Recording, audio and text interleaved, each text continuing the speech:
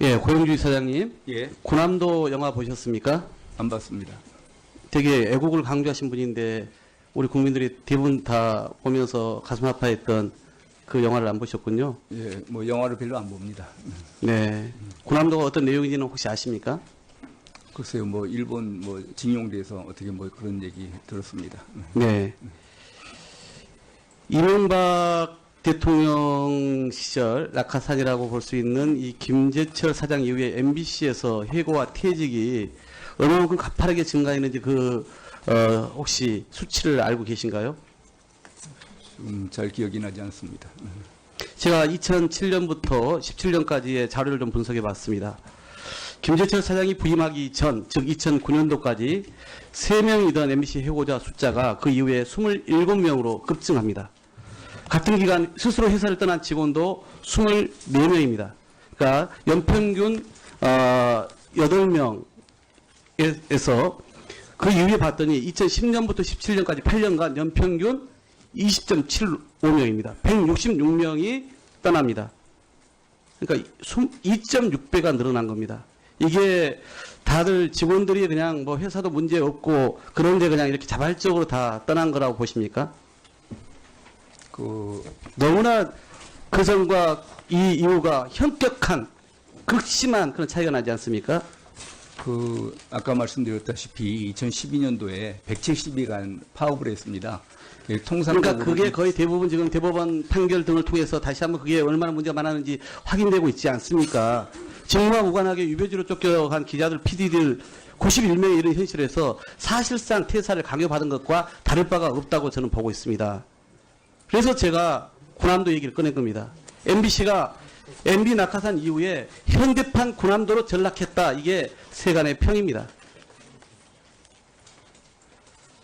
김장겸 MBC 사장 또 우리 고 이사장 이 노조원들 업무 배제시키고 여러 가지 부당 노동 행위 이런 증거들이 여러 가지로 많이 드러나고 있는데 정말 MBC 정상화는 공영방송을 마친 장본인들이 물러나고 쫓겨난 언론인들이 돌아온 데서부터 저는 시작한다고 보고 있습니다. 제가 아까 국정원장 만났냐고 했더니 사생활이어서 답변할 수 없다고 말씀하셨죠? 예. 그러면 당시에 국정원장 누굴 만났습니까? 예. 그거는 아까 말씀드린 것처럼 사생활이기 때문에 제가 사생활이라면 그러면 업무 시간 이외에 만났다는 것을 여기서 증명할 수 있습니까? 글쎄요. 하여튼 뭐 사생활이 아니 말을 그렇게 피해갈 문제가 아니죠. 사생활이라면은 아까도 쉬는 시간이기 때문에 자유한국당 의총에 갈 수 있다는 논리를 얘기하지 않았어요. 그러면 지금도 마찬가지로 사생활이라면은 근무 시간 외에 만났으니까 그게 관여하지 마십시오. 이렇게 얘기하는 게 논리적으로 일관된 건 아닙니까? 글쎄요. 지금 뭐 근무 시간에 만나지는 않았겠지만 그게 뭐 아니 그렇게 근무 시간 중에 추측적으로 얘기하지 마시고요. 예, 근무 시간 중에는 사생활이 없다고 생각을 하시는 건지 아니요. 근무 시간에 누가 화장실을 못 가게 합니까? 숨을 못 쉬게 합니까?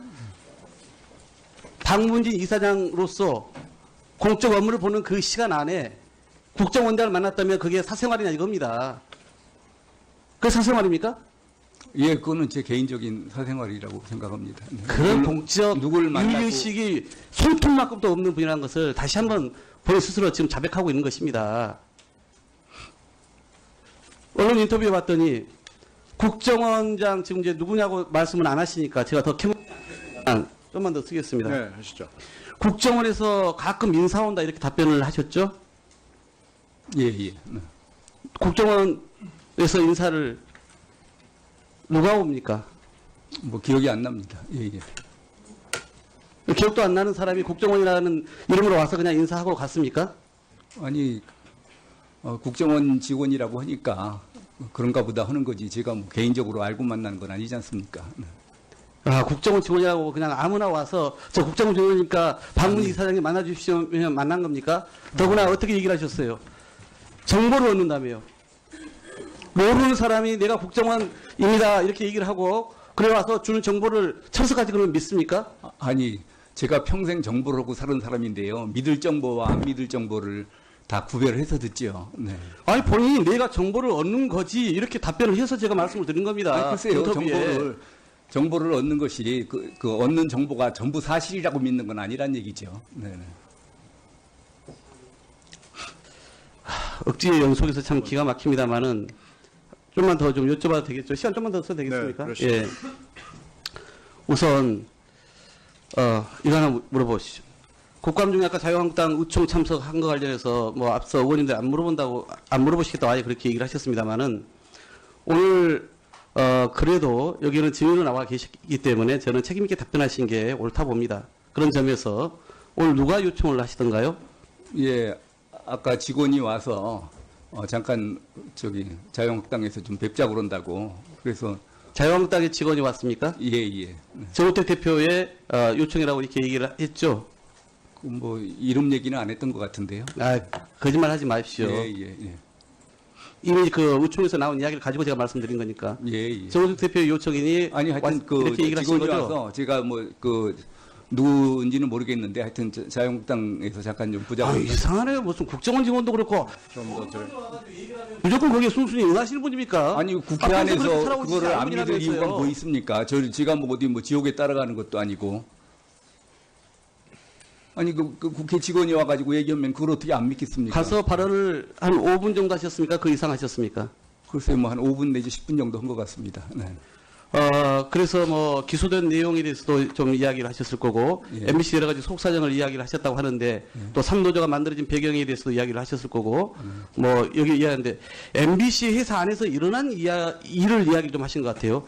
지난번에 우리 김성수 의원이 우리 저 동료 의원인 최민길 의원이 한직으로 평사원으로 국장에서 본부장이었던가요? 그래서 평사원으로 간 이야기를 하면서 회안에 사무쳐가지고 말 잊지 못한 그런 이제 사건도 있었습니다. 또 지금 소위 공범자라고 하는 영화를 보면은 거기에도 이런 뭐 스케이트장으로 이렇게 내보낸 그런 예, 자유한국당 쪽에서 그게 궁금하다고 그래서 설명을 드렸습니다. 네. MBC에서 해명한 대로 얘기를 해줬습니다. 그러니까 그게 어떤 겁니까? 있는 그대로 얘기해 보세요. 오늘 하신 대로. 그 신기술 개업할 사업팀에서 MBC 공터를 그냥 놀릴 것이 아니라 스케이트장을 개발해서 수익을 올리자. 그래서 그것이 경영진에 의해서 채택이 돼서 그 업무를 제안한 팀에 맡긴 것이다. 이렇게 설명드렸습니다. 그러니까 PD나 이렇게 기자들이 그런 장소에 가서 그렇게 몇 년 동안 일하는 것이 그러니까 그건 정당하다 이렇게 얘기를 하신 겁니까? 저는 MBC에서 보고받은 대로 그 얘기를 했는데요. MBC 쪽에서는 도대체 스케이트장 그걸 청소하라고 연봉 1억 이상씩 주는 일이 있을 수 있느냐. 그런 게 아니다. 그거는 신사업 개발팀에서 그런 제안을 해서 그것이 경영진에 의해서 채택이 돼서 그 신사업 개발팀에다가 그 사업을 맡긴 것이다. 이렇게 제가 보고를 받았습니다. 그래서 오늘 의총에서는 딱 거기까지 이야기하셨다는 겁니까? 예, 그렇게 얘기해 좀 뭐라고 얘기했어요. 그러니까 그동안 이런 PD나 기자들 또는 고위직에 지낸 분들은 그렇게 평사원 관련되고 스케이트장으로 내보내고 이런 것들이 전혀 문제없고 지쳐서 하자가 없다 이런 부분을 공격하셨다는 겁니까? 평사원으로 했는지는 제가 얘기를 안 했고요. 그런 얘기를 한 적이 없고 그쪽에서 이런 얘기가 있는데 어떻게 생각하느냐 그래서 그거는 제가 MBC에서 들은 대로 이제 해명을 해드리겠다 해가지고서는 답변을 했습니다. 근본에 그 선임된 보궐이사들의 선정 과정에서 법적 절차가 있습니까 없습니까? 있겠죠, 당연히. 어떤 절차가 있습니까? 이번 보궐이사 선임하는데 법적 절차가 있다는 게 무슨 법적 소리예요? 절차에 하자가 있습니까 없습니까? 예, 저는 하자가 있다고 보고 있습니다. 뭐가 있죠? 지금은 언론에서 공석이 된 두 자리를 어느 당에서 또는 어느 정부나 이런 데서 선임을 하느냐 이걸 가지고 얘기들을 하고 있는데 이거는 그냥 우연히 공석이 된 사건하고는 다르다고 생각합니다. 오늘 자유한국당 의총에 가서 그 이야기를 하셨습니까 안 했습니까? 예, 했습니다. 예. 그래서 그런 게 아니라 지금 번화마을에 가서 뭐 강압에서 뭐 폭력에 의해서 이렇게 말씀하셨나? 예, 맞습니다. 예. 그거야말로 허위 사실입니다. 아니 제가 그거를 이사들한테 그러면 직접 이렇게 얘기를 다 할게요. 들었는데, 예. 야당이 추천했던 이사가 정권 교체 이후에 여야가 즉 전환된 이후에 중도에 거의 그 사임하면서 정부 여당이 보궐이사를 추천한 사례가 있습니까 없습니까? 방문진에. 글쎄요. 08년 3월 열린우리당이 추천했던 조상기 이사가 사퇴하고 그리고 그 5월에 한나라당 방석호 보궐이사가 추천했던 사례 아십니까 모릅니까? 그런 얘기는 처음 듣습니다. 또 08년 5월 예, 김문수 이사장이 사퇴하고 한나라당의 유재천 보궐이사가 추천했던 사례 등등 이런 사례들이 공영방송에서 있었다는 걸 모르세요? 그 얘기는 처음 듣는데요. 네. 그러니까요. 보고 싶은 거 보고 계시는 거예요, 계속. 왜 그런 형평성을 따지지 않고 오히려 이번에 민주당에서는 방통위에서 추천하도록 돼 있기 때문에 그 권한만 법적으로 명시된 부분만 그러면은 이번 그 이사 두 분이 그만둔 데는 아무런 문제가 없다는 취지신가요? 본인들이 사조사를 밝힌 거에 대해서 우리가 지금 사조사인데서 사자지 마시라고 얘기해야 됩니까? 예, 알겠습니다. 예. 네. 정리하시죠. 예. 네.